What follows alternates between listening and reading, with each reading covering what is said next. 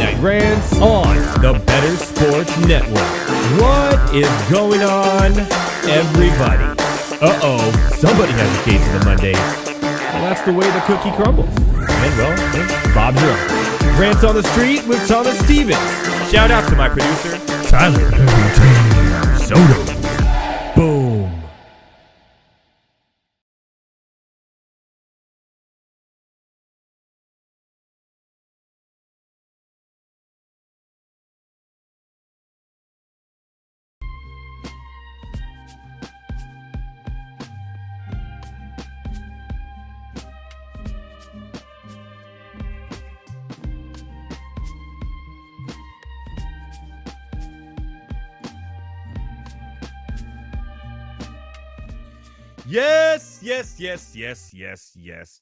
Yes.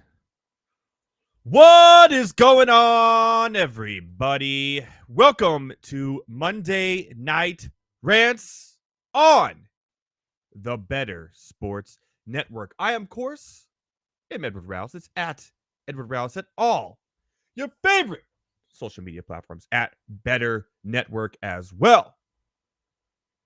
Wade Tavares says, hello to my fellow ranters from his honeymoon. I was indeed the best man, and what a wedding it was. Still recovering, but still here for you on the Monday night. See? Shout out to Wade Tavares, a.k.a. you may know him on the show as Archon56. What a show we have for you tonight. It's going to be boatloads of fun. You see what I did there? Because a couple of teams in the NBA have gone fishing.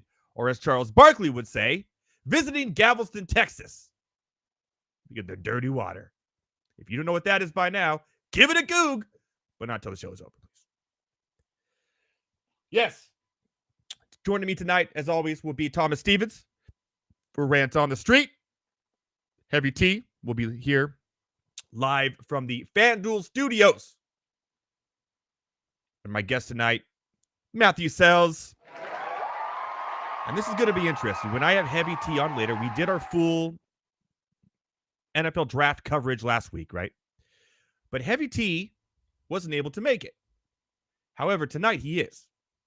And Matthew Selz, the salesman, Fancy Alarm, has, well, an interesting take on the Atlanta Falcons drafting Michael Penix Jr. in the first round. He is in the 0.00001% of people who actually liked the pick. So when he comes on with myself and Heavy T, Matthew Selz is going to explain to Heavy T why he likes the pick, and we'll see if Heavy T is going to come off his ledge, if you will, because you know. He had a rough, as an Atlanta Falcons fan, Heavy T here on the show, he had a rough, and I mean rough draft. They were my worst grade of all the teams. They weren't only mine. They were everyone's worst grade. Mostly consensus after the draft on every website almost. The Patriots and the Falcons were my two worst. So hopefully that all gets cleared up. Because I don't like when Heavy T is sad. No one does. No one likes when Heavy T on the show is sad. Nobody does. All right, so big show tonight. We got the rant lines where we talk about the Tom Brady roast. We got a new Rookie of the Year in the NBA. We'll talk about that. I'm going to rant about the Los Angeles Clippers and how mediocre, how mid they have been since 2017. I'm going to redo my playoff predictions. I get a redo. And then we're going to talk about some close finishes in the Kentucky Derby and NASCAR. It's all going down tonight on Monday Night Rants. So thank you for joining me. Feel free to get into the chat. I know we're streaming on multiple platforms right now, but I can see the chats from Facebook, from X, from YouTube, Twitch, anywhere that you were watching. I can see them all, and I will do my best to answer questions and get you involved because that's what we do here on Monday Night Rants. All right. Without further ado, let's just jump into this week's rant lines. I got to switch over here for this one. That's what I do.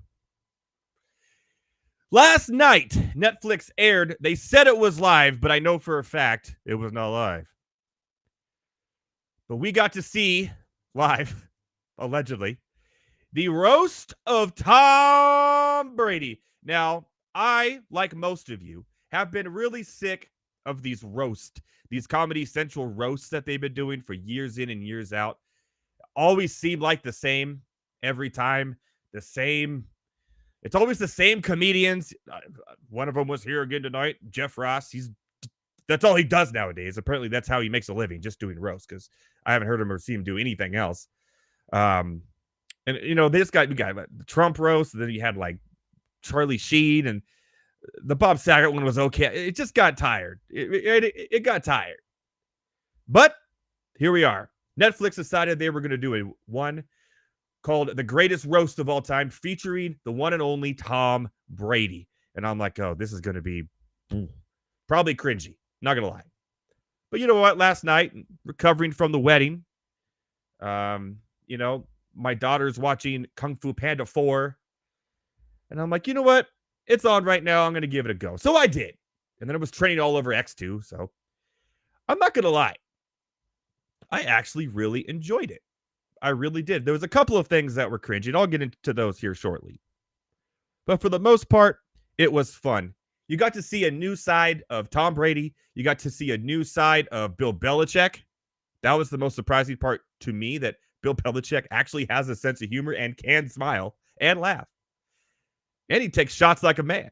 If those were real shots, they're probably just water. Let's be real. However, 3 hours, a little long. 3-hour roast of Tom Brady, a little long. But I got through it and laughed along the way. I thought Kevin Hart did a really good job. He did repeat himself a lot. And sometimes he had like, woo, that was not funny and no one would laugh, but he was really good. But if you didn't notice, every time he said, or nobody would laugh at his jokes, he would just point to Tom Brady and say, F Tom Brady. So if you go back and watch it, however many times he says F Tom Brady, that's how many people didn't laugh at that joke. But he did a good job. All in all. Kim Kardashian was there. That was cringy and awkward. She got booed. Her jokes weren't that funny. The jokes about her were funny. The Kanye West one about the reason why she's upset about being there was because her kids were at home with their dad. That was hilarious. Dana White was there. You had you had Max Holloway was there, and you have O'Malley was there too, dressed up in his full O'Malley gear. And Dana White had some funny moments. Some of the jokes about the UFC were pretty hilarious. But the big moment, I think, was, besides the comedians and everything and the dirty jokes and all that, the big moment, I think, was when Bill Belichick got on stage and had his time. He made fun of Edelman. He made fun of Gronk, which everyone did the same joke on Gronk. I mean, how many times we got to hear the guy's dumb? We get it, right? He's dumb. And only did we realize that when he actually talked that he was dumb because he couldn't read the prompter. It was just the same joke on him, really. So it's kind of annoying, to be honest. But he did okay. But Belichick was great. Robert Kraft came on and had a few words. Kevin Hart was kind of teasing him like he was going to ask about the massage thing, but went a different route. And then Brady got his moment where he got to come back and roast everybody as well. I thought he did a pretty decent job. Stumbled a little bit. Some of the jokes are kind of like, whatever. But the big one is that he admitted to Deflategate. Now, it's a roast. It's a joke. We don't know if it's true or not. But he came out and said that the NFL had spent over $20 million in the investigation of Deflategate. And he said, if they would have given me the $20 million, I would have just told them I did it. So I thought that was fun. And overall, I thought 3 hours was too long, like I said, but they should do more of these. I think the NFL or even NBA, you could do one on Shaq or do one on, Charles Barkley. More NFL players like that, too. I think it'd be fun. Just having the players, because they're sharing stories and talking smack on each other, the owners, the coaches. It just brings a whole landscape and new look into the lives of these players of what you think you know. We thought Belichick and Brady hated each other. Well, apparently not. We thought Robert Kraft and Belichick hate each other. Apparently not. Now, it could have been all for show. It could have been all for Netflix. But at the end of the day, it was just fun to see these guys have fun, and it is true. And I will agree with everybody on that stage. Brady loves white receivers. That was clear in that as well. And a few Aaron Hernandez jokes that I thought were funny. There was one that was not funny. That was a little bit woo. But it's part of history. And I know today Aaron Hernandez's fiance came out and said, or previous fiance came out and said, hey, it's not funny. He has a daughter. I'm raising her. She doesn't need to be watching this. Well, don't let her watch it then. That's why you have child settings on your Netflix. But at the end of the day, it was fun. So moving on to that, if you haven't watched it yet, it's on Netflix. You can watch it whenever you want. It was live, but not really. Today, recent breaking news a couple hours ago, our boy, Wembanyama, won the Rookie of the Year. I'm not surprised. There was a time early, and I'd say December, that maybe Chet Holmgren actually had better stats to start the year than Wemby, but then Wemby's defensive prowess and everything kind of came to tuition in the second half of the year. So he's the first unanimous NBA rookie since Karl Anthony Towns in 2015, 2016. That is right. 99. All of them first place votes. Chet Holmgren getting 98 second and 1 third place, with Brandon Miller of Charlotte getting a second place vote from somebody who's on crack, because clearly Chet Holmgren and Victor Wembanyama were the favorites there. So shout out to Wemby. Looks like he's going to have a good career and I won't say rebuilding San Antonio Spurs team, because they need a lot of work. So we'll see how it all plays out, but he's going to be a force for a while. And it's good because this year's NBA draft is going to stink. More on that later. All right. Here we go. All right, how many buttons do I have for this? Let's start with this one. The Los Angeles Clippers. You are one pathetic loser. The Los Angeles Clippers. What is your major malfunction, numbnuts? And just for good time's sake, the Los Angeles Clippers. Gone fishing again in the first round. 2 straight years in the first round. Last year to the Suns, this year to the Mavericks. Kawhi Leonard just got a huge $52 million 3-year extension in January. $52 million extension for 3 years. In the last 19 Clippers playoff games, 19, Kawhi Leonard has played in, who knows the answer? Who knows the answer? In 19 games, Leonard has played in 4! 4! $52 million extension. 4 playoff games.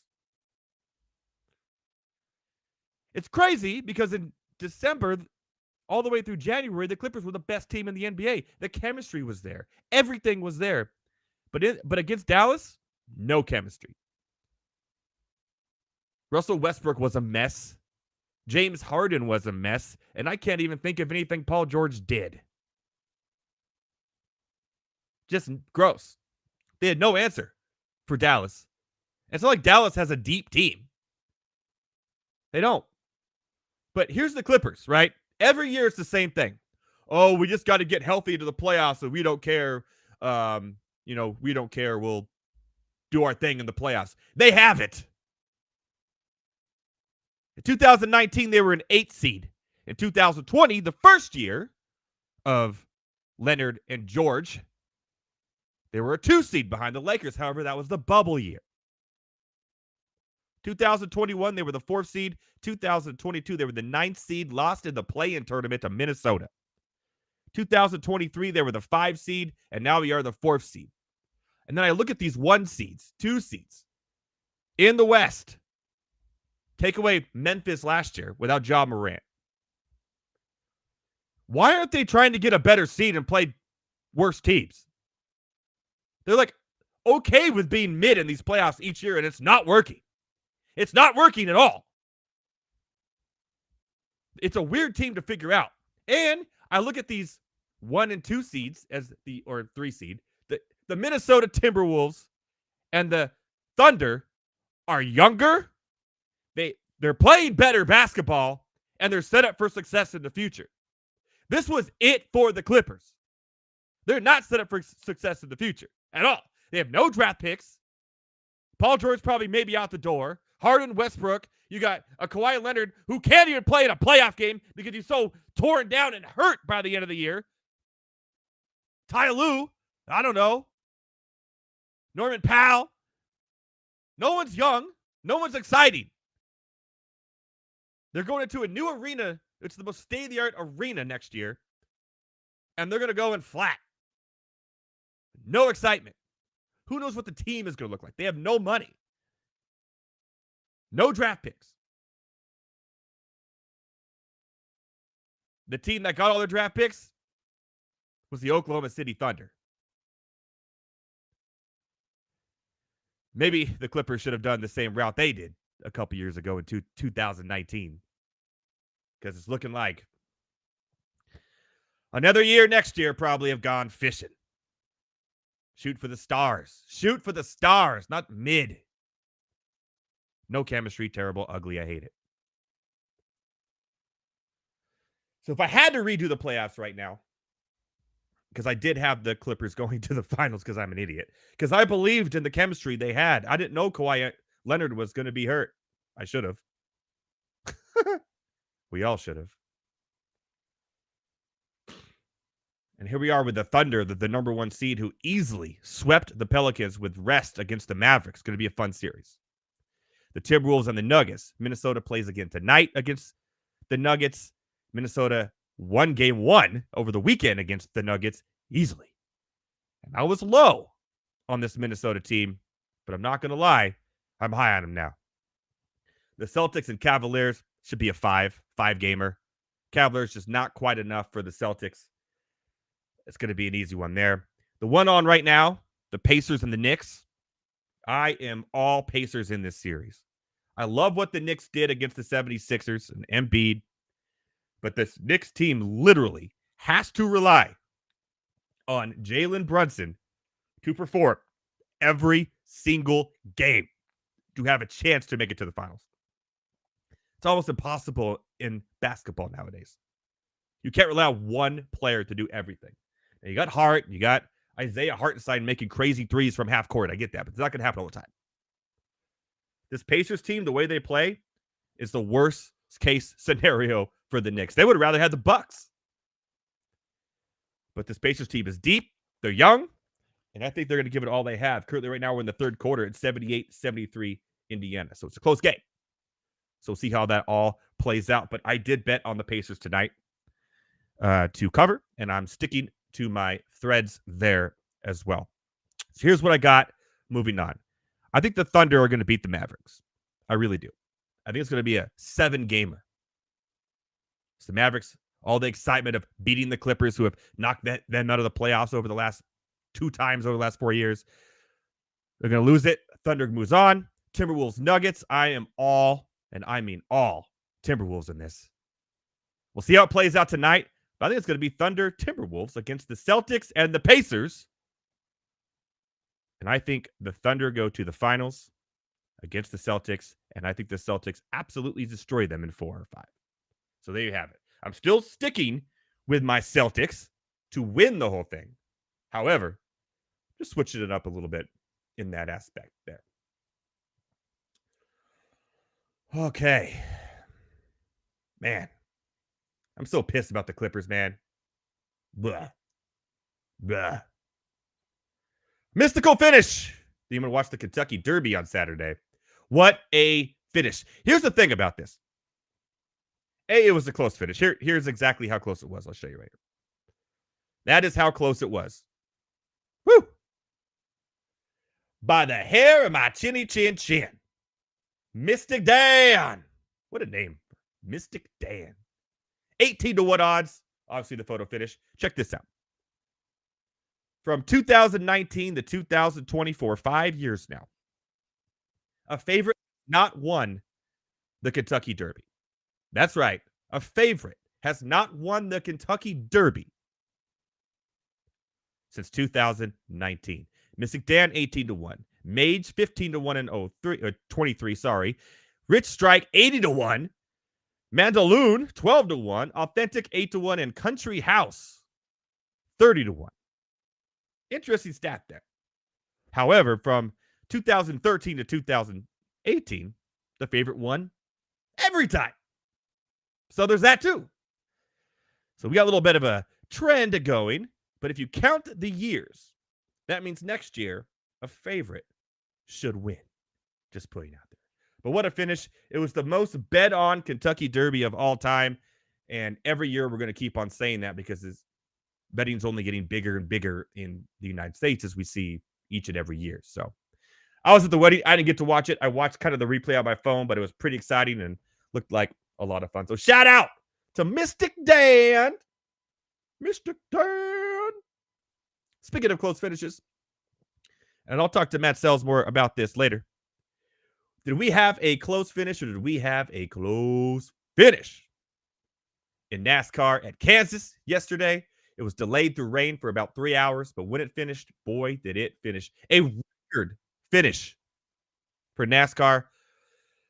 Kyle Larson won. Well, Chris Buescher and his team thought he won. They were celebrating like he won, but Kyle Larson ended up winning by 0.001 seconds. 0.001 seconds. To put it in perspective, here was the shot of the finish there. 0.001 seconds. We had a weekend of close finishes, and it was, and I mean, a lot of fun. I did get to watch that last night before I watched the Tom Brady thing, so it was epic, to say the least. Woo! That was Rant Lines. Shout out. Now, for the moment you've all been waiting for.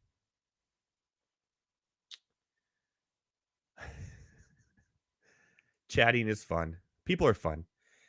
Thomas Stevens rants on the street. We both get to talk about how terrible our basketball teams are. And I'm sure he'll have some UFC questions, which I did not get to watch because I was at the wedding. And we'll see what the people have to say out there in Rantsland. But first, this. On the ground, to Hopper. Ahmed. Whoa, high throw, he slipped. Nick Ahmed, as he attempted to throw the ball, looked like the conditions from last night. Just lost his footing and airmailed it. Okay, so yesterday with all the rain and today that field has been covered the entire day. It's been raining a lot. They didn't have much time to get this set. Watch his front foot right there just get caught. Cleat. It's not that he slipped. Watch that left leg, front of the cleat. Shuffling. Gets caught right there in between. Terrible feeling for Nick Ahmed. So reliable, and now. And there goes our baseball news of the night. He threw that thing out of the picture. Someone got a souvenir. Trying to throw it back like a rookie of the year or something, man. What was that? It's terrible. Jesus. I feel like you and me could have done better. 100%. We would have had a better shuffle. Shout out to Nick Ahmed. I'm sure he feels terrible about that one. And it was like luckily the Tom Brady thing was on, so not a lot of people saw it. Yeah. But he got saved. He got saved by Tom Brady. Who would have thought? The savior himself. My man, how was your weekend? It was good. It was a good weekend. Yep. You do anything fun? Nah, not too much fun, but good. I want to say good. I'll say solid UFC. It was solid. I just saw a little bit of the highlights of who won. So you didn't. I think if there's one main event that we've had out of the last like 3 that you could have missed for a wedding. The card kind of stunk, huh? Yeah. 303. I'm excited for 303. Yeah. See, that's what I mean. Don't have a wedding for 303. No, I think I'm out of weddings. I don't think I have any friends that are single left. Maybe you, but it'll be a while, dude. Yeah, you got to work on that, my friend. Yeah. And heavy tea, so we'll see. I don't know. No weddings in the next month, please, people. Mm-hmm. Stop it. Yeah, Better Thomas Stevens. He is our Rants on the Street correspondent here on Monday Night Rants and co-producer. He helps out at the show as well. Yes, sir. Catch him in his bio and all this at whatever social media at MondayNightRants.com. Still waiting for some bets from him and some articles to put on MondayNightRants.com, and I'm calling you out in front of all. Good. That's good. That's good. 3 people watching right now. Don't get me motivated. There's 3 people. So all 63 people watching right now, go at Better Thomas and say, we want to see your stuff on MondayNightRants.com. Do it. Do we have some questions tonight? Of course. We have some good questions. We got a baseball question. I don't think we've ever had a baseball I thought question that was on my the only show. baseball thing I had to talk about all night was the blatant air. The baseball question kills me too, but that's part of the All right. that's part of the show. So you want to jump into it? Let's get it on. Let Let's me do it. put your little caption on here so everyone knows what we're talking about here. Yes, sir. Boom. Rants on the street with Thomas Stevens. Number one, I know you've kind of touched on this a little bit. This is all over social media, and I think that's why we got the question. Is Anthony Edwards, in your eyes, able to become the future of this league? I mean, he's there kind of now. I think it's a weird era of the NBA, especially with LeBron and the way he's going out and everything, there's really no next, and Dame, whatever, like Jokic's not fun to be the face of the NBA. He's a great player and one of the most talented players in the league, but it's just not fun. Yeah. But I look at 3 players right now, and he's one of them. I like Anthony Edwards. I love myself some Tyrese Halliburton right now. And then Gilgeous Alexander.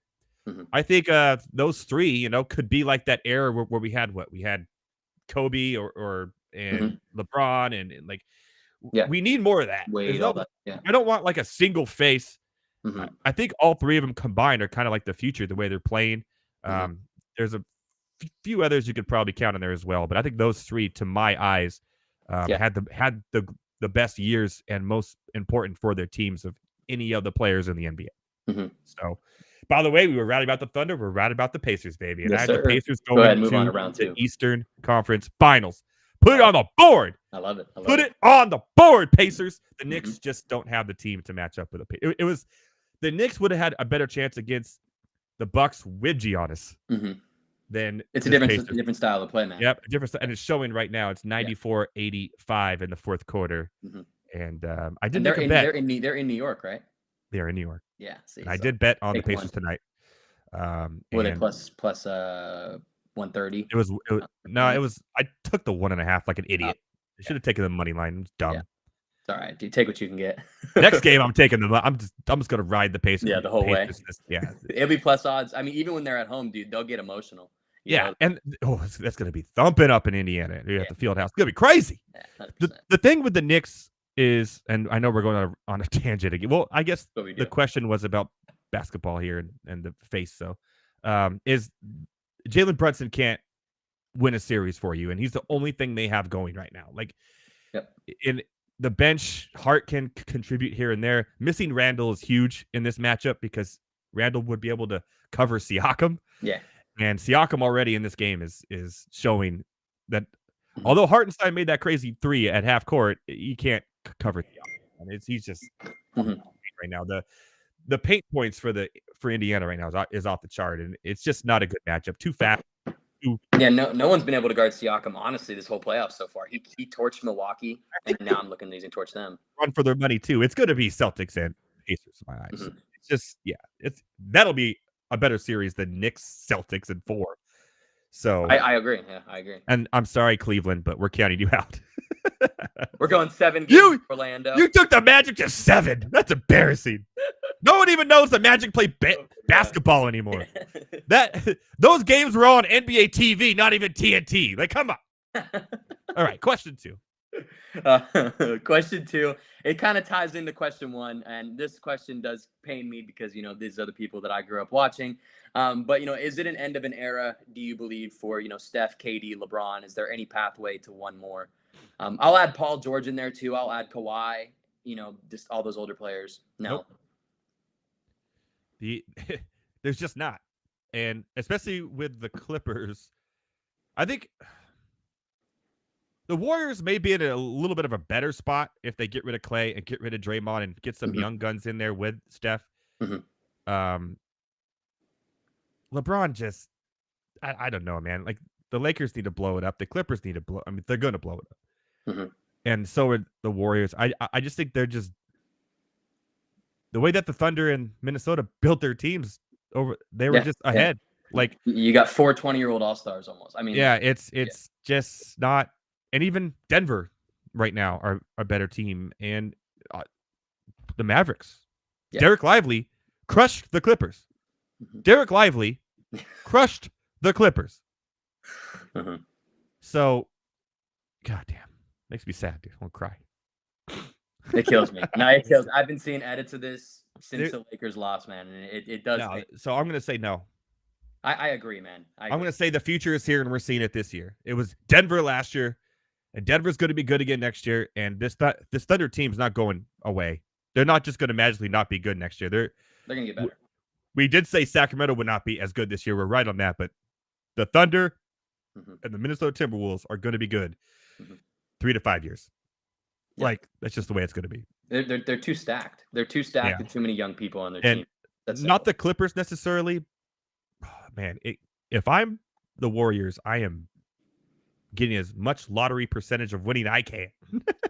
Not for next year though, because luckily not this year, because this year's NBA draft sucks. More on that later, but when we cover it, but it's worse than last year. But yeah, last year you had Wemby. You don't even have a Wemby this year. You don't even got it. Yeah. How's Scoot Henderson doing? Jeez, dude. How did Brandon Miller from Charlotte get 1 vote for rookie? What the hell? Someone is just completely against Wembanyama. No, he was against Chet Holmgren because Chet Holmgren had 98. So Wembanyama had 99 first place, and then Chet had 98, and one guy said Brandon Miller. That guy is smoking straight crack on the side of Charlotte, of the interstate or something, man. It seems like it's the trend with the Hornets, though. Those players, they get into it. Maybe the fan base gets into it too. A little bit too much. It's stupid. Okay, but yeah, no, it's over. It's sad. I'm a Clippers fan, and you're a Lakers fan, and I'm sure there's Warriors fan because we out of California here watching, going, man, yeah, it's over. It's sad. Unless there's a way that Paul George, Kawhi, LeBron, Curry, and KD are going to team up, it's over. It's absolutely over. It would still be over then. I know. Yeah, you'd have Kawhi for 20. You'd have LeBron go out. That'd be in the SNBA, the senior NBA. You know. Maybe they'll join Ice Cube at the Big Three. Hey, LeBron can get another ring. Just go own a team. Yeah, he'll probably end up doing that's that. That's how you'll get one. Said and done. Hey, Tom Brady's trying to own the Raiders, so you never know. Yeah, true. The roast last night was. Did you watch that? Yeah, I talked about it earlier. It was great. Funny. There was a few cringe moments. I thought we could have done without Kim Kardashian and everyone talking about her. I do love though how they humbled her, man. I mean, she hooked on that stage. She got booed. And then the dude from Kill Tony, he crushed her. He crushed her. That was the best joke of the night. Was like she looked so disappointed to be here because her kids are at home with their dad. Yeah, with her dad. Yeah, it's a Kanye West joke, people. That shit was hilarious. And then there was a lot of jokes about her vagina being big too. That was expected. Yeah, with black guys. Yeah, that's expected. Number 3, we'll switch gears. And like I said, this is the first probably MLB question we have ever had on this show. So that's pretty cool. We are getting to that season, dude. We are getting to that season, but I love it, though. I love getting more opportunities to talk. About the Dodgers, I quit. Does pain me, man. But this person wants to know, is Mike Trout done, man? Is there any pathway, for a healthy season? Well, once again, he started off the season great. No, he's big. How do I put this lightly? He's the Kawhi Leonard of baseball. Yeah, no, legit, yeah.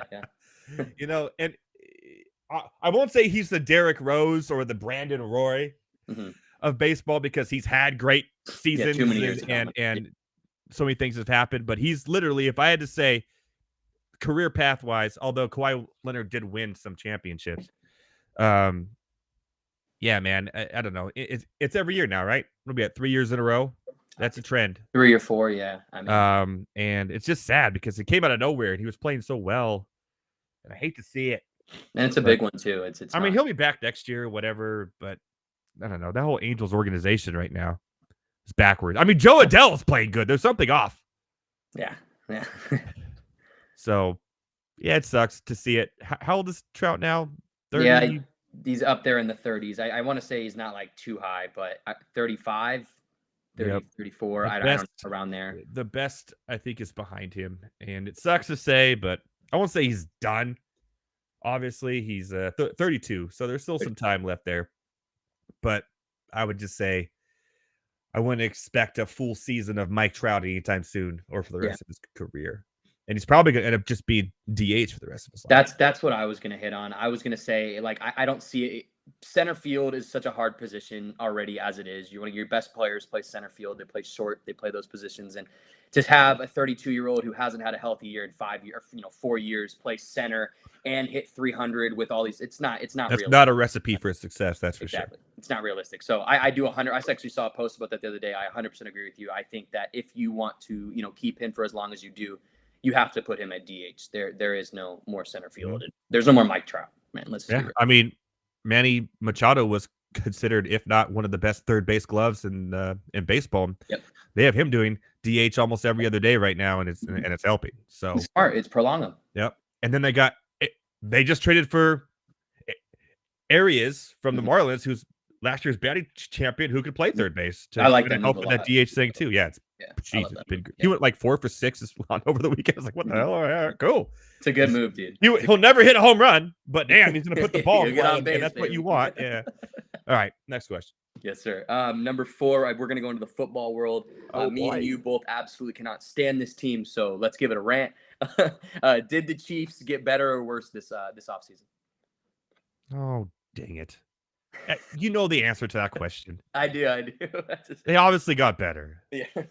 Like Hollywood Brown, Xavier Worthy. I'm not worried about Hollywood Brown as much as I am Xavier Worthy, really. Like the Bills are freaking stupid, man, to do what they did. Just help out the team that consistently knocks us out. And then they end up with Keon Coleman, who's literally Kelvin Benjamin 2.0. Yeah. It's like, what are you doing? And obviously Rashee Rice should be suspended. I would say for the whole year, if it was up to me, because he was a centimeter away from killing a person. That's the way I look at it. By his own accord, being stupid. Just what's his face did for the Raiders, except he actually killed a person.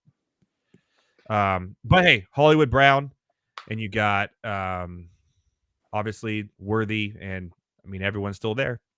So if they're the champions and they're still there, can't say no. Got better. So it sucks, but I'm very interested to see how the Chargers play that division this year. So am I. And everyone's kind of down on them, and I'm looking at them going, they're number 2. Yeah. Look at the other two too. More on the Raiders next week. People still want to talk about the Raiders like that. I'm like, are we okay? Hey, are you feeling okay? Like that's what I'm saying. I'm like, Gardner, you all right? Right? Like we were talking about. Yeah, I love Gardner. But when you completely panic in the draft and go, Brock Bowers, best available. Like they're at a fantasy football draft going by like exactly. Yahoo you're at that pick 150. Like, Josh Jacobs. Exactly. All right, man. Number cinco. Number 5. Actually forget what number 5 is. Let me pull it up. Oh, here we go. This is a question that I do kind of like because I will shut this down. Can the Cleveland Browns be a legitimate threat with Deshaun Watson? And I'll shut that down in 2 seconds. I don't need that. They were better off with Joe Flacco. No. No. I don't even know if the guy's thrown 200 yards in a game since he's been a Brown. I don't know. I don't know if he's played more than 4 games as a Brown, to be honest. Nah. And Deshaun Watson has had injuries his entire career, so I'm not, it's not like this is new to anybody. He's always hurt. He was hurt in college. He was hurt his first year in the NFL. He tore his ACL. Now, they did get Jerry Jeudy, and they have good receivers. They have a good team. Like, their team's like not that bad. Like, the receivers are going to be gone after next year. They're going to lose Cooper. They're not going to pay Cooper. They're not going to pay Moore. So they'll have Jerry Jeudy as their number 1 and whoever else, right? We'll see how Chubb comes back from the injury. Very curious. And it's just like the offense as a whole doesn't excite me, even with Deshaun Watson, right? The team doesn't excite me. And now that division got better. Joe Burrow is coming back. You got Baltimore. You got the Steelers are going to be way better. 100%. If they make the decision to start Fields and not Russell Wilson, please. They won't. They won't. Jesus. Give it till week 4. Then it'll happen. Makes me sad. Hopefully. So for the most part, no, I don't believe in the Browns. Yeah, no, I'll keep it short and simple with you. I don't believe in them too. I think they have a great defense. Defense wins championships, but you kind of saw a cap last year. You know what I mean? When, they got Flacco and they were throwing the ball downfield. And then, you saw in the playoffs, it was like, can you complete kind of the necessary passes to get downfield, not these, 40-yard launches and two straight pick sixes. Two straight pick. Try to say that 4 times fast. Jesus Christ. 2 straight pick sixes cost them. Exactly. Yeah. This so season. they're proven, and Deshaun Watson's not any better. So no. Ooh, 100. They'll be last in the division. I agree with you.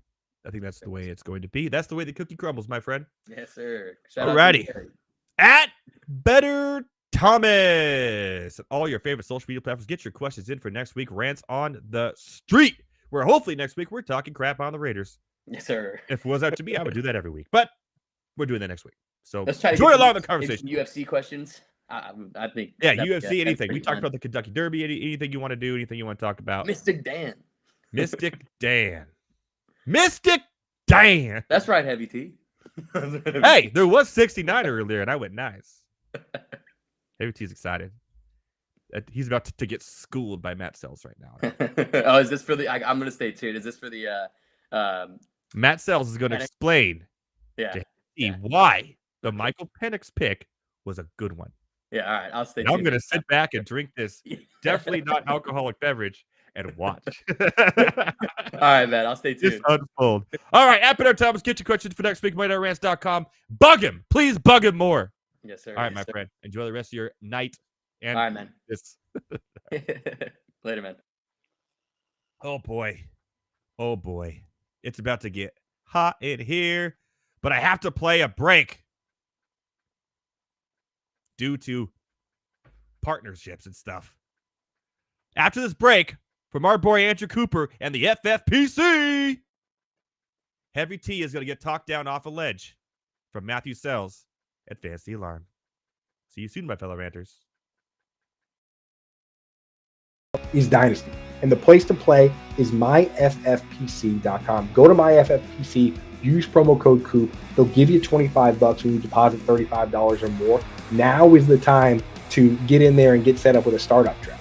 Now is the time, now that the rookies and everyone are set, because you can go in and you can start the draft and, you draft your Justin Jeffersons and Jamar Chases. And now that we know where the rookies are and where they're landing, you get going on that. So you want to try and set a startup draft for this week coming up if you're not involved yet. So go get involved. Use the QR code here or use the promo code that's in the link in the description here and get yourself going on Dynasty so you can really enjoy these players and draft the players you believe in. If you like Michael Penix Jr., you got to play Dynasty because you got to wait for him, but the payoff is big.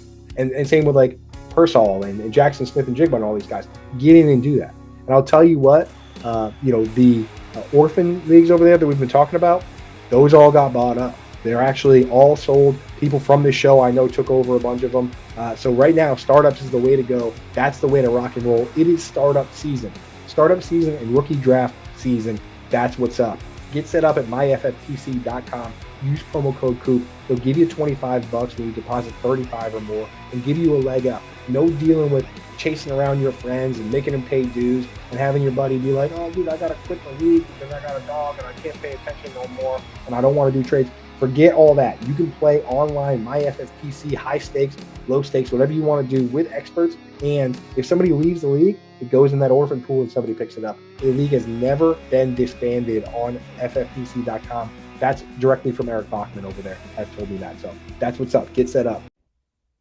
Get set up at myffpc.com with our boy Edge Cooper Fantasy Alarm. Promo code COOP. Get $25 when you sign up. Matt Selz, Heavy T, live from the FanDuel Studios. Matt Selz, how you doing over there? I'm good. How are you? I am doing great. What a NASCAR race, huh? But we'll talk about that later because right now I'm going to sit back. I'm going to drink my definitely not alcoholic beverage. And I am going to be quiet, maybe eat a little bit. And people hate me right now. And I'm going to watch you explain. Well, first off, let's start with Heavy T. Heavy T, when the Atlanta Falcons picked Michael Penix Jr. with the number 6 pick in the NFL draft. Number 8. Number 8. Put some respect on it. Okay, put some respect on McCarthy was that. 6. Okay. Oh, that's right. Okay, so I got my quarterbacks right. What thought went through your head? I don't think, at least for the first minute, no thought went through my head because there was nothing but pure anger and rage going through my mind. It didn't make any sense.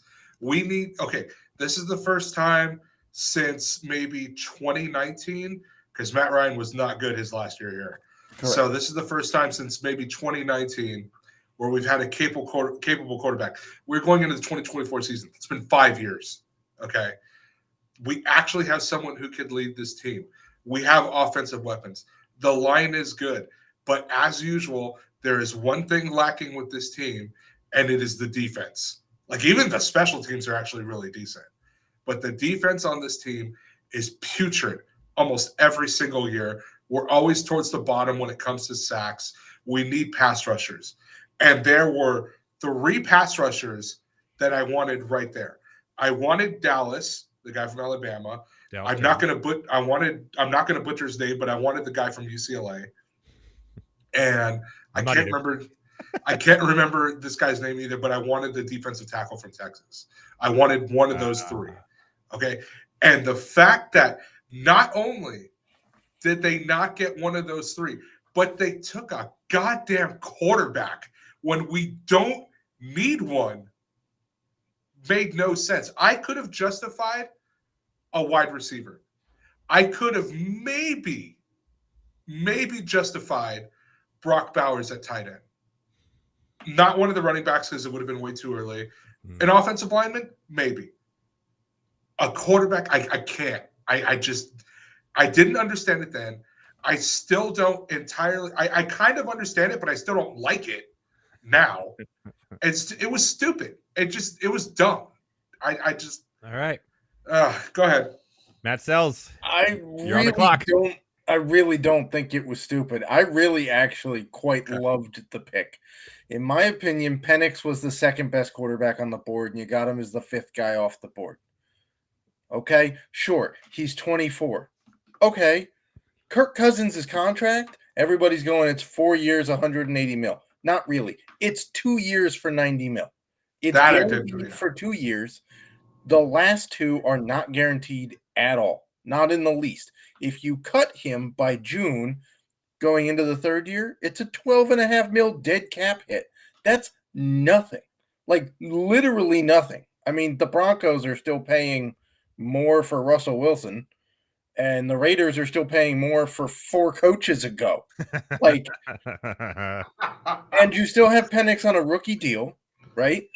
So you get built-in leverage there, okay? You also have, if you cut Cousins, then you can extend the guys who are all your weapons now who are on rookie deals while still having Penix on a rookie deal. So you can double hit the cap there. Plus, the next 2 years, quarterbacks are going to be terrible. Those classes have... Shedeur Sanders is really the number 1 quarterback next year? Are you kidding me? That guy can't... That guy sucks. Carson Beck, who's literally Drake May. None of them are good. The next good quarterback coming out is probably Arch Manning, who hasn't even taken a snap. Right? So, if you know the next 2 draft classes... And by the way, who's the backup to a 36-year-old already injured Kirk Cousins? Everybody talks about Penix being injured. He hasn't been injured in 2 years. Cousins is a 36-year-old guy coming off of an Achilles injury. And yes, we saw Rodgers get injured and theoretically could have played last year, though that was never going to happen. And he's now healthy.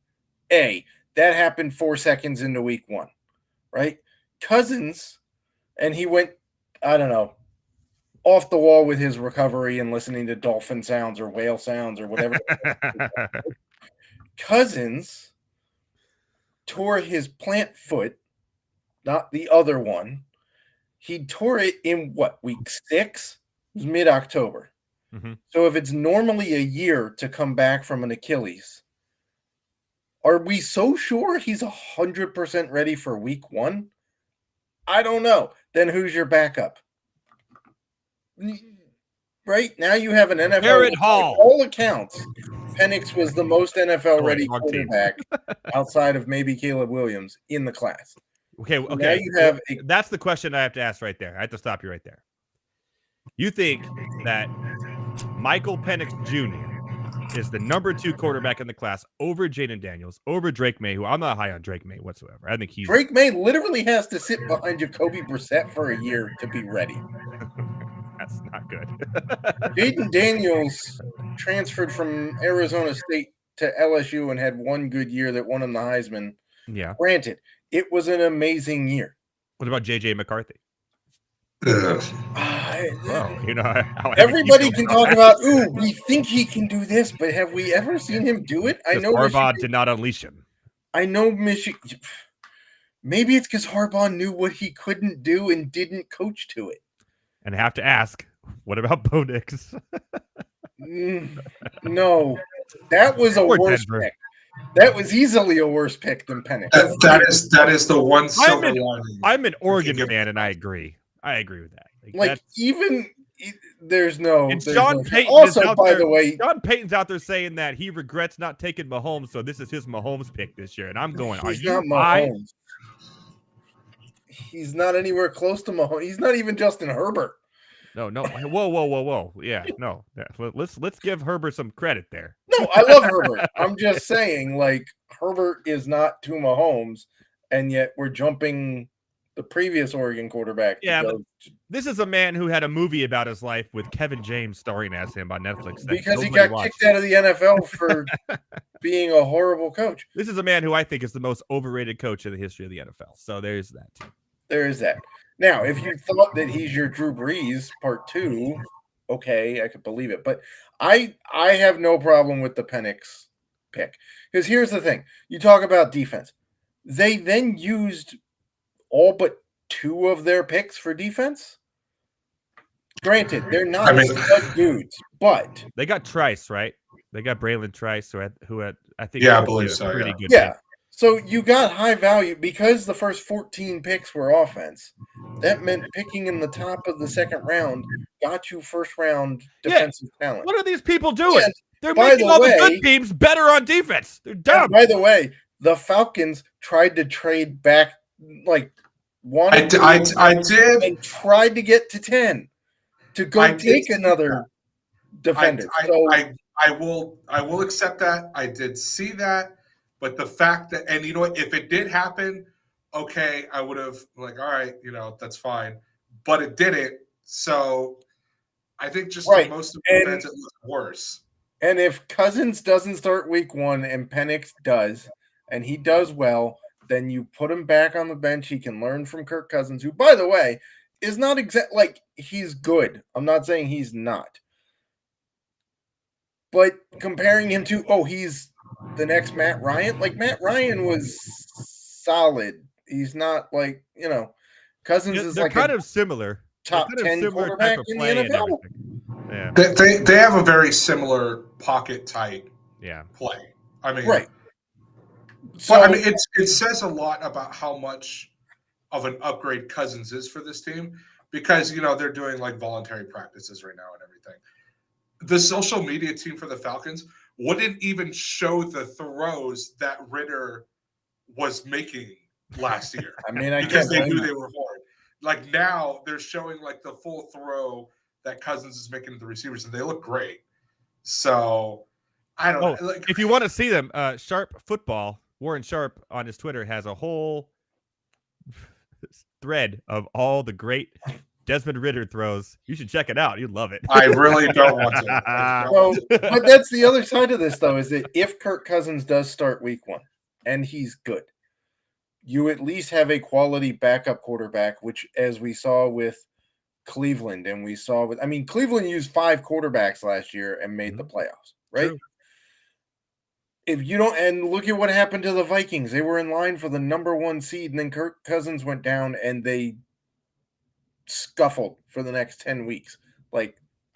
They couldn't do anything. Well, and Justin Jefferson went down too. That kind of right, because their backup threw a hospital pass and got them annihilated. To Josh Dobbs took out Justin Jefferson. Yeah. Okay, so I think there's a lot of ways to look at it, and I think I don't think the GM is saying that he's going to sit for 4 years. I think that was a ludicrous. That was. I think he said that to put Kirk Cousins at ease, who wasn't talked about, the pick. And quite frankly, I don't care about Kirk Cousins' feelings. You got paid a boatload of money to learn a playbook and throw a football. I thought, okay, so them not telling Cousins, I thought was interesting. It's technically, to me, it's not the biggest headline, but I was just like, oh, well, that's interesting. And the second part, Terry, and I probably butcher his last name because I never get it right. Fontenot. Yeah, Fontenot, whatever, same thing. He when he came out and said like, oh, if he's going to sit for 4 or 5 years, I'm like, that is the length of an entire rookie contract. You're telling me No, that was a stupid. It was a stupid statement, but he's got to tell Cousins, look, your entire contract is valid, not just the 2 years. But I guarantee you, in the back of his mind, he's going, he's really going to sit for maybe 2, maybe a year and a half, right? Because here's the other. Everybody goes, oh, he's already 24. By the way, do you know when Rodgers, his first full season was? It was his age 26 season in Green Bay. I thought it was 27, but okay, 26 sounds about right. I think he played a few games in age 25 season, his first. How old is Jordan Love right now? Jordan Love is 25. He's 20. Who's 24? Well, he's 24. But he was also drafted at 20 as a third-year sophomore in a weird situation. Yeah. And by the way, nobody liked that, but that worked out for him so far. And nobody liked it when they drafted Rodgers. And no one believed me when I said Jordan Love was going to be a thing, especially down here. I think this was. I think the Falcons were like, well, we have a winnable division. Can you tell me that re-signing Baker guarantees the? Oh yeah, no, I agree with that. It doesn't. I thought Baker was better than anyone. And the Saints taking Spencer Rattler as a backup quarterback who looks was honestly looks like the CVS version of Patrick Mahomes, like. Kirkland brand, Patrick Mahomes. No, the Saints are going to be an absolute disaster because Derek Carr absolutely sucks. Right. So Carr sucks and Spencer Rattler's their backup. Well, we have a lot of fans in Fresno here. Let's not get crazy. He does suck though. I mean, he does now. He didn't for a while, and then he does now. Yeah, he's not it. And the Bucs, okay, they're probably the odds-on favorite to win the division right now, but it's got to be close with the Falcons. Probably. I would give the Falcons. They're probably, if you look at Super Bowl odds right now, which are available, I would say the Falcons probably have the highest odds of every other team in that division. Okay, so we got to go to FanDuel though. It has to be FanDuel. Our odds of record here at Monday Night Rants. The Panthers are plus 1,400. Okay, yeah, don't even mention what to win the division or to win the division. Okay, thank you. The Saints are plus 340. The Bucs are plus 290, and the Falcons, as of right now, are minus 120. Minus one. Right. So they're minus 120, and they didn't take the defensive end or defensive tackle everybody wanted them to take, and they still got defensive help in 5 picks in the draft, and now they have their quarterback set up for, like the guy said, a decade. We'll see. I'm not that high on Michael Penix as you are. I think he's especially when a guy has all of his receivers and his offensive line drafted. Okay. To point that out, Washington was 4-8 the year before Penix showed up, with basically the exact same core of people that they just went to the national championship with. Okay. So in 2 years, granted, Kalen DeBoer showed up, but in 2 years with the same core group of guys, they went from 4-8 and an afterthought in the Pac-12 to a national championship contender who nearly knocked off Michigan. I wouldn't say nearly. I wouldn't say nearly either, but a couple of big plays, it would have been fun. And there were a couple of, and they almost got. Okay, but the other thing was lost to Oregon twice as well. Those the games other were thing close. Is, you said, okay, well, all of his guys got drafted. 13 Michigan players from that team got drafted. So, like, it's. Yeah, but 13 pros players pros. Getting drafted is not unusual. And let me tell you this, I'd rather have Penix in that game than McCarthy. Yeah. I think if Penix is on Michigan and McCarthy is on Washington, the result is the same. I think there should be a bet here, and the bet is a Michael Penix jersey. I'm listening. Okay. But like, he also, by the way, had Indiana as I know he was really good until contender in that the first Big ACL Ten tear. before he left, and then they fell off the face of the planet. That's right. He was there. I forgot. And they Yeah, were that's hurt. where All right. by the way, that's where all of the injuries happened. When he got Like, behind the pro NFL line, Let's he see. wasn't injured. Heavy I T. should probably clarify one thing, and I'll make this real quick because I do have to go back to Yeah, work. But I'm not saying that he's a terrible player. I just thought the pick was back. And look, to be perfectly honest, if he does start, let's say Cousins gets hurt, something happens. If he does start, I pray to God that he's more like Washington Warren Moon than he is Jake Locker. So, yeah, if we're going on the Washington quarterback here right there. We're aiming for Warren Moon. We don't want Jake Locker. That's fair. Hopefully we get the Warren Moon side. And that's the other thing too, is I've seen people like Falcons fans like, oh, he could be the next Mike Vick. That Michael Penix does not run. He doesn't run. No, he does not. People realize he does not run. After 2 ACL tears, he's not running. Yeah. Just because he happens to throw with his left hand and he happens to be African like Michael Vick was, did not mean he could run like Michael Vick did. It's like saying also, like Michael Vick. You better hope he throws better than Michael Vick, because that guy could not throw a football. That's the other thing too. Hey, Michael Vick was a fantasy football star, though. So he was a fantasy football star because of his legs. That dude could not pass. If you put Michael Vick at running back, he'd have less fantasy value than he did at quarterback. When it's the Dalton Varsho counts as a catcher, not an outfielder for baseball. There you go. As an outfielder, Dalton Varsho's an afterthought. As a catcher, he's number 2 to JT Realmuto. Makes if sense. you put Mike Vick at running back, he's like the 12th running back off the board. If you put him at quarterback, all of a sudden he's number 1 because you're getting rushing yards from a quarterback. It's true. It's true. He was a great runner and a great passer in Atlanta. Or no, a terrible passer in Atlanta. Terrible. Went to jail. And he actually turned into a decent passer in his later years with Philadelphia. He was okay. A lot better than he was in Atlanta. There was a Michael Vick joke on the Tom Brady Roast last night. Oh, God, that roast was terrible. Went all in. Heavy T, did Matt Selz talk you off a ledge? Do you feel better about the Michael Penix Jr. pick now, or do you feel the same? I will say this. I'm not standing on the ledge, but I am sitting on it, just enjoying the sunset. Or what might be my last sunset. Okay. So, all right. I'll take it. You did it. You did it, Matt Selz. Heavy T, I know you got to go back to the FanDuel studios, go back to work. Are you coming in hard?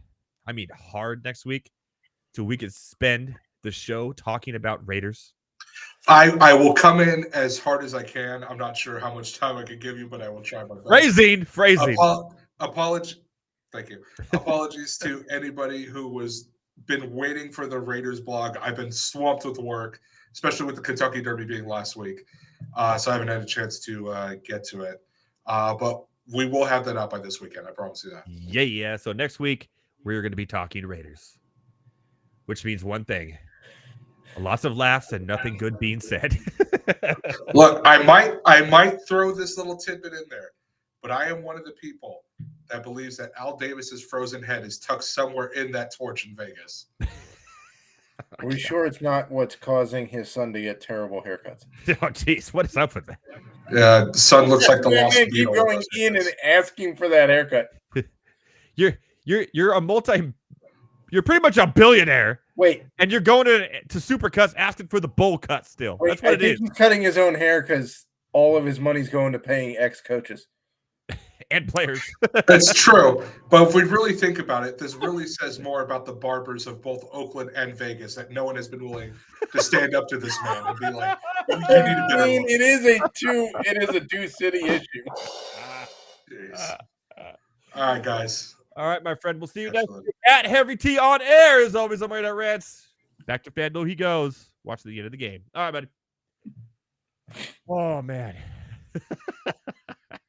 All right. Well, I helped him, calm himself down a little. Standing. He's now sitting.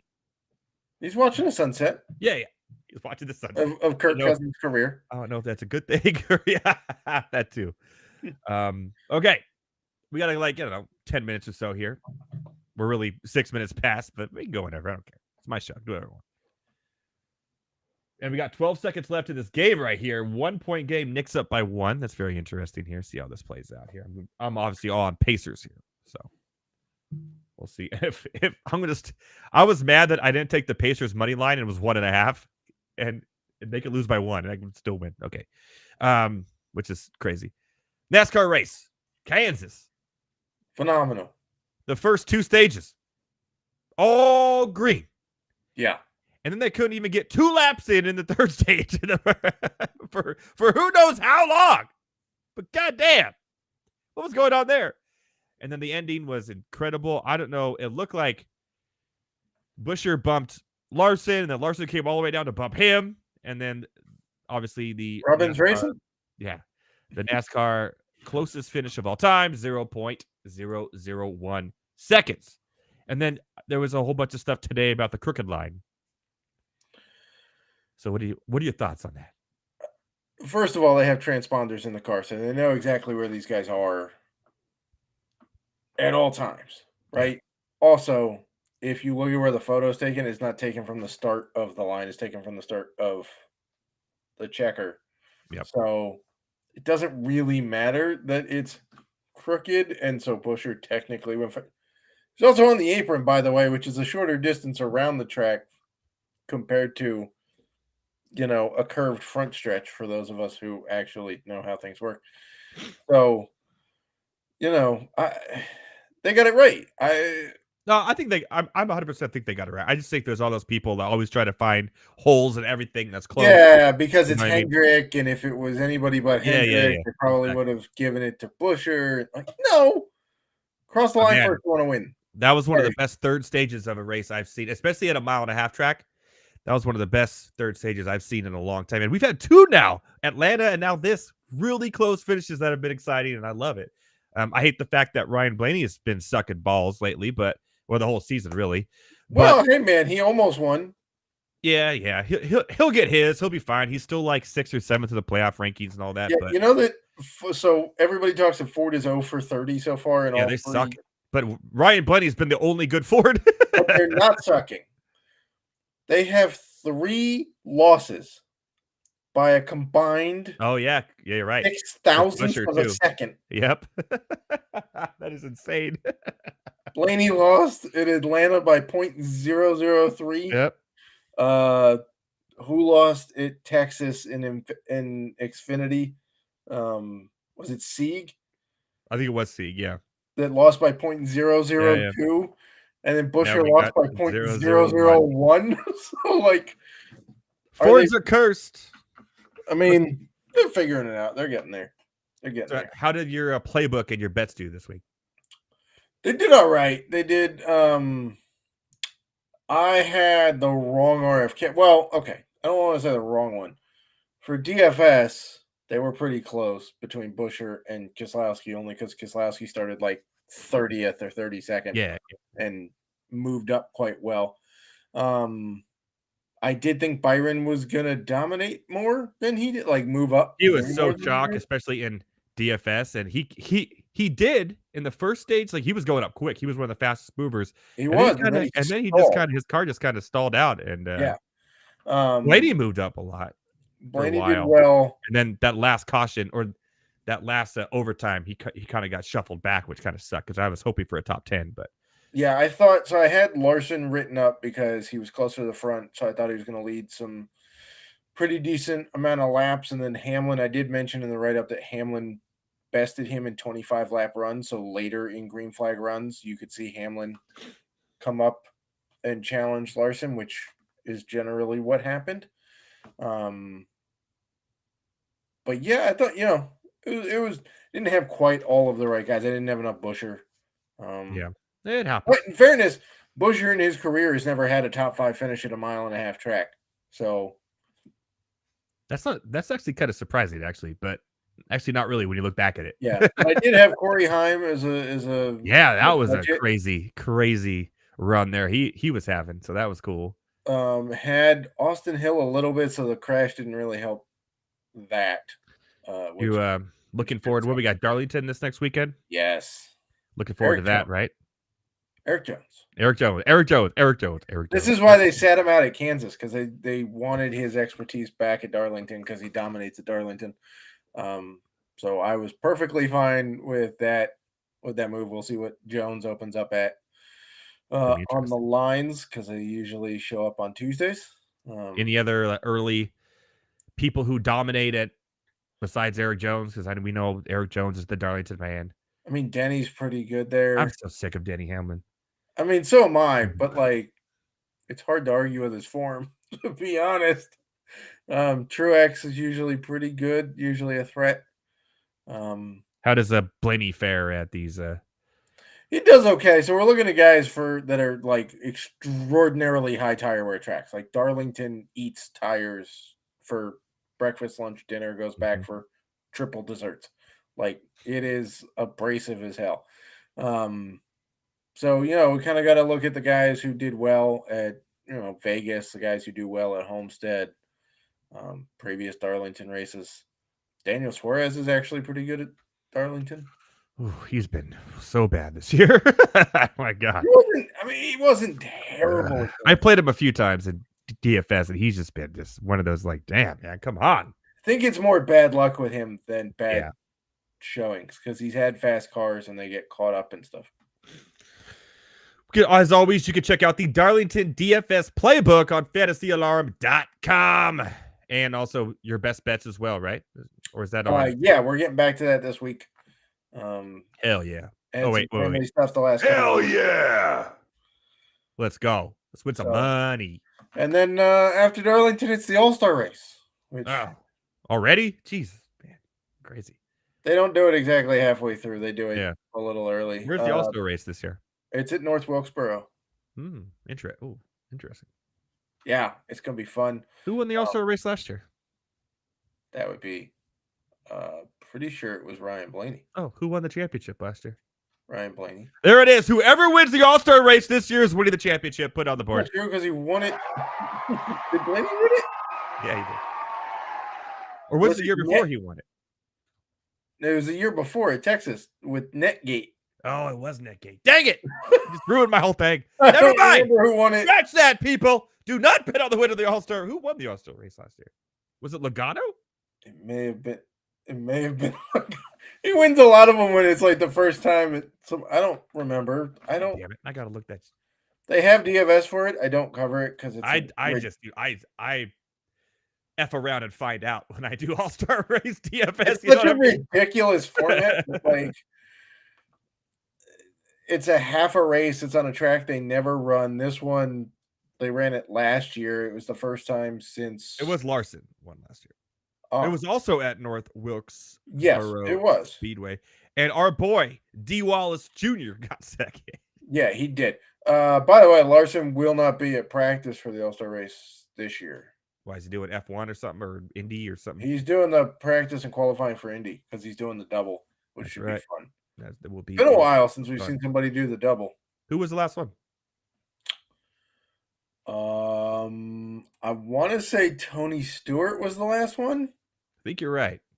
I don't think Kyle Busch was ever allowed to do it. I think Kurt Busch may have. But I'm pretty sure it's the Indy 500 and Coca-Cola 600, right? Correct. Pretty sure Tony. Who won the Coca-Cola 600 last year? That's an excellent question. See, like, my brain is so filled with stuff. It was Ryan Blaney. It was Blaney. Yes. He won it in it was close fashion too. It wasn't. It was Kurt Busch in 2014 was the last one. Okay. I thought it was either Kurt or Tony. Shout out to Kurt Busch, baby. Shout out Kurt Busch. So we'll see. We'll see how Larson does in the double. It'll be fun to watch. I'll be watching both, of course. Last year, Team Penske dominated that day. Vanguard. All three races on that day. It's true. Question, real quick, and be fast. Yeah. Who wins the NBA Finals and why? Who wins the NBA Finals and why? I'll tell you who it's not going to be. The Clippers. Nope. Not gonna be the Clippers. Not gonna be the Bucks either. Or the Suns. Sucks. Or the Lakers. Yeah. And definitely not the Orlando Magic, which everyone forgot they even had a basketball team until this playoffs. You can be boring. Just say Celtics. Be boring. Be boring. I have the Celtics. It's so hard to go against the Nuggets though right now. Well, they got pretty handled at home. I mean, they against did, the right? Yeah, but Gobert's not playing tonight, so we'll see. Oh, they're starting right now. It's already 11-8 Minnesota, but first quarter. You know, we don't watch all the. I don't know. It's hard to like. And I did lose my Pacers bet. The Knicks ended up winning that game at the end. See, boo. The Knicks are spectacular, but at some point, no, they're not. They're a one-man show. They're a one-trick pony. They can't make it all the way to the finals with one man. I disagree. The Cavs did it with LeBron and his second. What? So you're saying Jalen Brunson is as good as LeBron James in his prime? No, I'm just saying that wasn't his prime. That was like his rookie year, man. That was when he took the Cavs. That was on his. He came back from Miami to the Cavs. No. Oh, this rookie year, you're right. They did go to the finals, but they lost. To the Spurs. I'm not saying. Yeah. I'm not saying they're gonna win. I'm saying the problem the Knicks have is they have no bench. They have nothing. They have one player and a guy named Hart and Hartenstein. They have two Harts and a Brunson. Yeah, the Nova Knicks, man. Like it's they have a normal Hart, a Jewish Hart, and Brunson. Okay, not bad in New York. But no, like at halftime, weren't the Pacers outscored? Like the Pacers bench was up 39-1 on the Knicks. And the front court points were out of control, and Siakam was going off. Yeah, and the second half, Brunson brought him back, did his fourth quarter thing again, and they won. So I'm not sure the Knicks make it past the Pacers. I think the Pacers have way more, and they're just gonna like that quick passing is just gonna wear down the Knicks. But can any one of them beat the Celtics? No, don't think so. I think the Celtics are coming out of the East. And who comes out of the? Are you going Denver Celtics? I think so. Yeah. And who wins? Do we have the first repeat champion? I think the Nuggets repeat, man. Jokic is a load. That guy's unbelievable. Yeah. Murray's been absolutely great. Well, tonight's going to tell the story. If Denver loses this game at home tonight, then they're in serious trouble. They're in serious trouble. Yeah. If they win, then I would say, okay. But, man, the craziness is ensuing here if this Timberwolves team just keeps this going. It's insane. Yeah. You don't have any thoughts on the Thunder being so young and good, and I mean, they're the Dallas Mavericks series. That's going to be a fun series, I think. I think Thunder wins in 6 or 7. If they don't get swept out by a tornado tonight, hopefully Oklahoma's safe. I'm not joking. Like legitimately, like I hope they're safe because. Well, not to get grim, but like the National Weather Service, based in Norman, Oklahoma, put out a SIGTOR radar today, which is significant tornado threat, which is what us folks in the Midwest in Oklahoma. So the map goes from like, the more white it goes in color, the more serious the threat is. It goes from 0 to 10. Almost the whole state of Oklahoma was in the white range, which is not great because 10 on this thing is like you're going to get blasted, right? Yeah. But then if you zoomed in, there were spots in the OKC suburbs that they had hand marked 25. So like it's like a Spinal Tap moment. Our knobs go to Jeez. To all the fellow ranters in Oklahoma City, be safe. Yeah, be Don't safe. Don't worry about basketball right now. Just try to stay alive, please. Legit, be safe. And scary.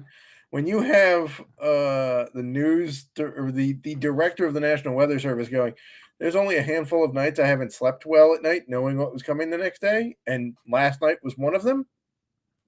Woo. That's sketchy. So everyone in that area, be safe. From NASCAR to basketball to weather announcements. I cover everything, man. You do live in Nebraska, so you're up to I date. do. It is currently. I don't know if you heard any of the thunder booms in the background, but it is currently severe thunderstorming outside. All right, we'll cover one more thing, and then we'll let everyone go on their merry Monday here.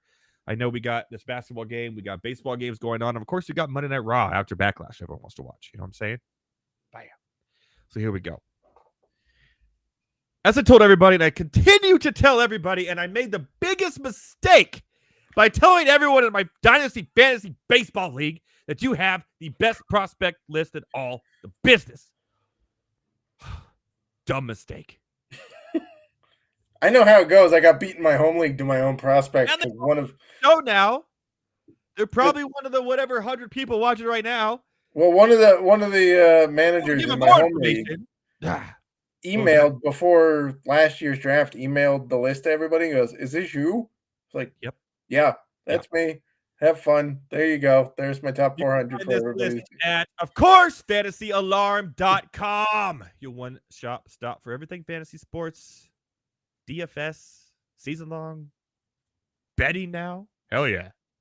Let's go. Howard Bender, the boys, Andrew Cooper, Jonathan Pemba. We can't forget about Babyface Grande either. All doing their thing over at fantasyalarm.com. Is there like a deal going on right now? What do you guys got? Just sign up. Who cares how much it costs? It's winning advice. It's winning advice, people. Yeah, I mean, baseball bets went, what, 7-2-1 today, I think? 7-2-1 in the... Jesus Christ, give me an error. FantasyAlarm.com, baby. Check it out. Also on SiriusXM, check out Howard Bender and the show over there as well. Prospect list. Yeah. Of course, I text you all the time and say, hey, is this guy good? Is this guy good? Is this guy good? Should I drop this guy? I asked you about Jay Allen. You didn't answer. I did. Should I just get rid of this bum? Yeah, you can drop him. Okay. And I'll worry about who I'm going to pick up later because I'm trying to make some trades for some starting pitchers because I lost. One of them beat his girlfriend and now he's no longer playing baseball. The other one was looking like he was to be the Cy Young Award winner this year and got Tommy John. And I'm struggling with starting pitching right now. I got Mackenzie Gore hanging by a thread here. Hey, man. Mackenzie Gore's been – I saw a stat today that only one pitch in baseball has been thrown 300 times and hasn't given up a home run. And it's Mackenzie Gore's 4-seam fastball. Okay, well, he needs to throw that more because I agree. I agree. He needs to throw that pitch more because I'll tell you what, every other pitch he's throwing ain't working out for me in my fantasy baseball league. Although, in fairness, defense didn't really help him yesterday. No. And I was stupid when I traded C.J. Abrams. Yeah, that's not. I mean, so were the Padres, but you know. Yeah, well, this guy. By the way, how many middle infielders you all need? Never enough. Apparently. Who cares that Jerks and Profiles are starting left fielder? Nah, nobody. Let's break you got a shortstop in right field. You got a shortstop at second base. Soto is still kind of hurt, so he could play DH a lot more and just put, areas at third base, I guess. Or Ha-Seong Kim can play third base, second short, and Xander Bogaerts can, start hitting the ball. Right, that's my point, though. You got a shortstop in right field, you got a shortstop at second base, you got a shortstop at shortstop, you got a shortstop in left field, and you got a shortstop DHing. And technically, we have a shortstop playing center field, too. And you have a shortstop playing center field. Although he's been a really good center fielder. He has been, which is impressive since he's never played center field in professional baseball. So there's that. Never did it in the minors. Just showed up in San Diego, started playing center field. That's what we do, baby. That's By the way, before Jackson Holiday was sent down, the 3 youngest players in baseball were all named Jackson. Oh, yeah. Jackson Holiday, Jackson Merrill, and who's Churio. A Jackson Churio. That's funny. Holiday did not impress. He's also not been so great down at AAA either. Did not impress either. Well, that would be why he was on the bench for 8 of 9 games. He played one game and they just benched him. And then what? Is he back down already? No, I don't think so. What is he doing? Just hanging out? Chilling. He's taking up Austin Hayes' roster spot. Drinking beer bongs from that water bong thing that they have. Hey, man, their owner's about to get drilled with the. Do you see that the Splashenstein, like Rubenstein? Oh, went on to Twitter and said. We haven't even gotten to my question yet. I know, man. This is what happens with you and I. My question was, you have these weekly articles about players, prospects who could be called up, who you should pick up. I've been using that to my advantage. Is it weekly? It's weekly, right? It is weekly. Do you have one coming out this week? I do. It'll be out on Wednesday. Can you give me a little sneak peek of maybe 1 or 2 players that you're looking at? that could be coming up shortly that could help your dynasty or just fantasy baseball teams in general from this list. Maybe a starting pitcher. Maybe a starting pitcher that nobody else has that I could use because although I love myself some Dean Kramer, he can't be starting for me every week to win a championship. No, that's not great. I'm assuming Christian Scott's already owned. Oh yeah. I'm a little bummed. I had suggested to one of my co-managers a couple of weeks ago that we pick him up for basically nothing because he was on the verge of getting called up, and we forgot to do it. And then we forgot to do it last week, and he went for $195 on Sunday out of $1,000 budget. So, and he's probably going to be in that rotation the rest of the year if you look at it. Probably. I mean, they have no other options. Yeah, that's pretty slim. Hey, can we? Well, they're not the most disappointing team. I would say the most disappointing team. The Mets are up there, but obviously it's the Houston Astros at this point. But yes, by far. But they have also their pitching has just gone boo boo hurt. It's been crazy. Yeah, they haven't been great. Let's see some guys that could be coming up. Give me something good. I want a good nugget there, Matt Selz. Good nugget. Give everyone here at Monday Night Rants now we're at 87 listeners currently. A good nugget. We're going up and down, okay? We did break the 100 mark at one time, okay? We did that.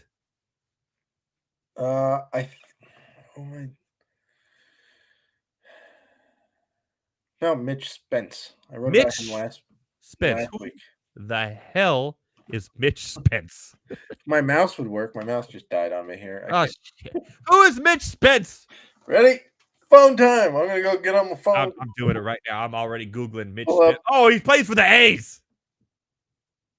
He's been decent. He's 26 years old. And he's from Washington. There you go. Washington connection, bring it back full circle. Yeah, it is. No, he's been decent. I mean, it's the A's. Has he ever played in the major before? What? Has he ever played in the major? No, he hasn't. No. He just got called up. He's 3-1 with a 3.8 ERA. Okay. He has. The A's need all the help they can get in pitching. He has 20 strikeouts and 23. Well, if Luis Morales wouldn't be hurt.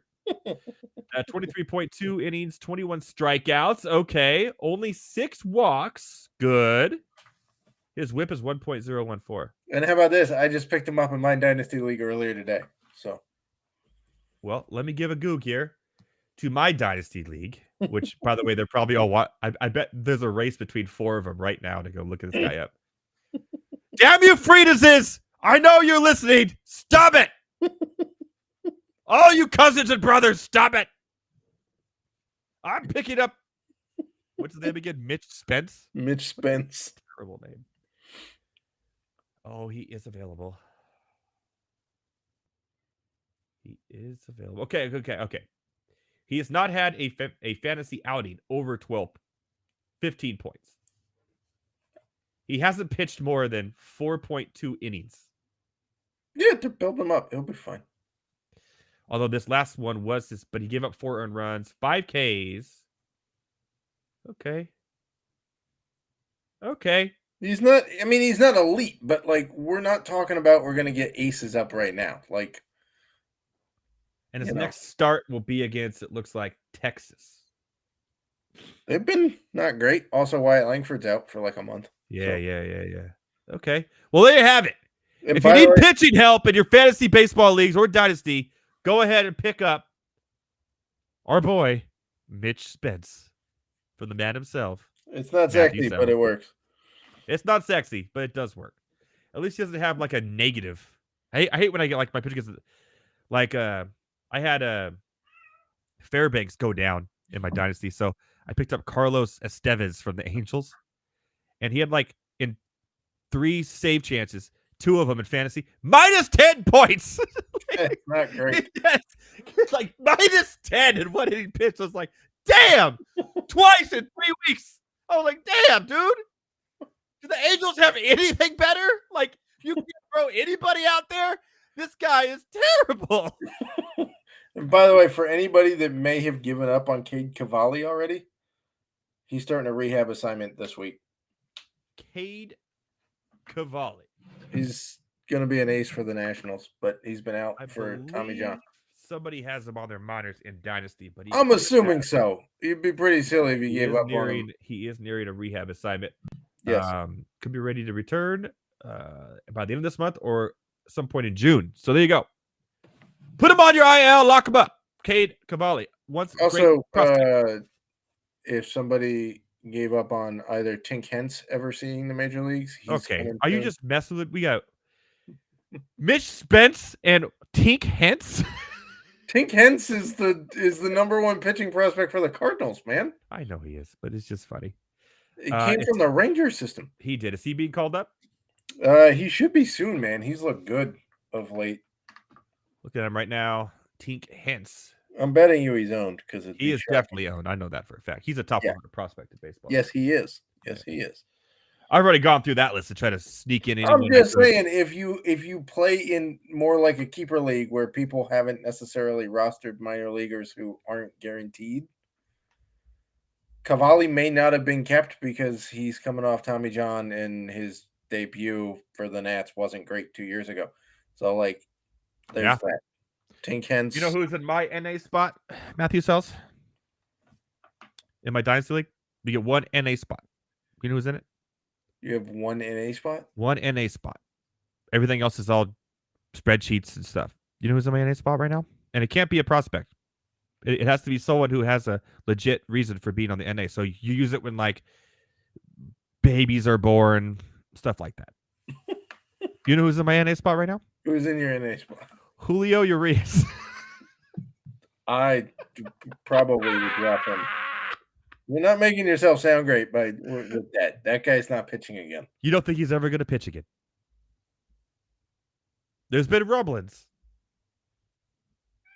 I mean, no one's having a baby right now. No one's on maternity leave. You might as well just keep him there. He was so good. Yeah, what an idiot. Yeah, he was also really good at hitting people he wasn't supposed to hit. Twice. Then he got caught. Yeah, right. Here's the bad look of this baseball team. Who was that? And then we'll call it a Merry Monday. Who was that pitcher? My original relief pitcher was the relief pitcher for the Pirates. The one who got caught with the age? Yep. Oh. I've had Trevor Bauer. Wasn't it Leo Nunez? I don't remember his name, and his name does not deserve to be. Leo Nunez was a closer for the Marlins. What he did was very terrible, and not. We don't need to give him any shout outs here by the Reds. Aroldis Chapman. Urias. It wasn't Chapman, no. Okay. It was I don't remember his name. So now I'm on 3 pitchers. I get suspended for doing stupid shit. Yeah. And there's Shane Bieber right next to him, my IL. But Shane Bieber's a great man. He would have never hurt anybody except his elbow. He just doesn't like his elbow. He hates it. He does not like his elbow at all. He likes to hurt that. All right, Matt Selz is currently I'll end it with this great question. Okay. Who has a better chance of pitching again in the majors? Trevor Bauer or Julio Urias? Where is Bauer really pitching in Mexico right now, or is he? Yeah, and here's the other best part. I think they could be on the same team in Mexico. Here's the other best part. If Bauer doesn't get signed this season, Rachel Luba loses her license to be an MLB agent. Really? You have to have at least one guy on an MLB 40-man roster for some period of time. Like, if you don't have a guy on the 40-man roster for some period of time, you lose your license. Her other client is Yasiel Puig. Also in Mexico. Okay. Well, maybe she should sign to you, Julio Urias, and they can just make a dream team in Mexico. Well, maybe. It also came out, somebody found her secret Instagram where she posted all of these pictures, these romantic trips with Trevor Bauer. Okay. Well, we know how she likes it in the bedroom now. Yeah. I mean, it's not shocking. She was just like her career. I mean, rough. She was a UCL volleyball player who somehow became an MLB agent. Not a good one. That's for sure. No. Okay. One could argue there's more players in baseball than any other sport. And Not even hard to your argue. clients are Yasiel Puig. Well, hold on. Are we talking Trevor about Bauer? Jesus. No, there's actually more dudes in the NFL. Okay. Well, 53 man roster. yeah, but I'm talking about teams. but you also got minor league systems, and you don't have that in the Okay. NFL. And That's fair. Yeah. I was just talking 40-man rosters, like the guys that get called up without having to shift people around. Yep. And like I said earlier, she likes it in the bedroom like your career. Rough. Apparently. With that being said, Matt Selz, tell everyone where to find you on all the socials. You can find me at the Salesman on the, I guess, X machine now? That doesn't sound quite so right, though. I mean, I like it. The X machine.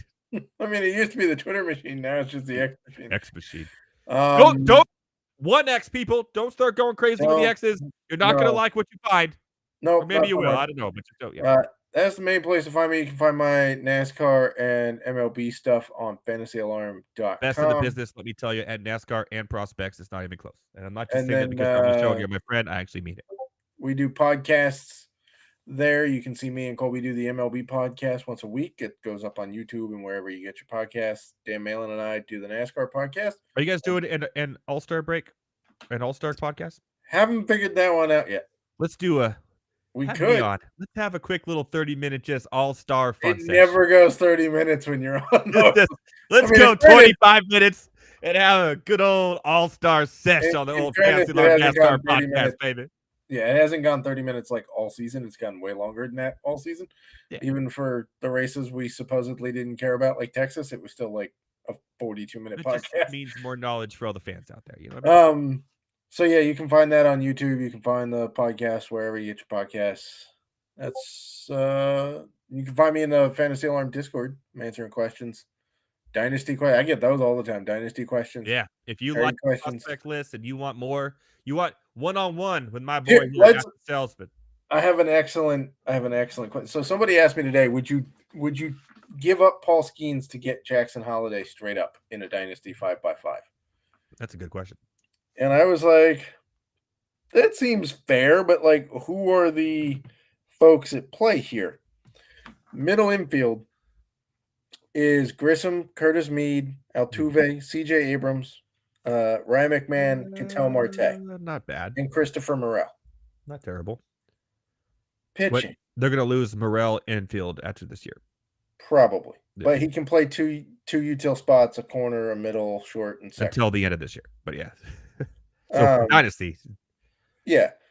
Pitching is Barrios, Gallen, Glasnow, Sale, Kyle Harrison, Justin Steele, Bieber, Garrett Cole, Max Mayer, Hunter Brown, Kodai Senga. His injured list is woo. Yeah, Gavin Stone, All-Stars. Gavin Stone, Littell, Christian Scott, Tiedemann, and Mizorowski. I would keep Holiday. Well, he's giving up Skeens to get Holiday. Oh yeah, I would do that. You still win it?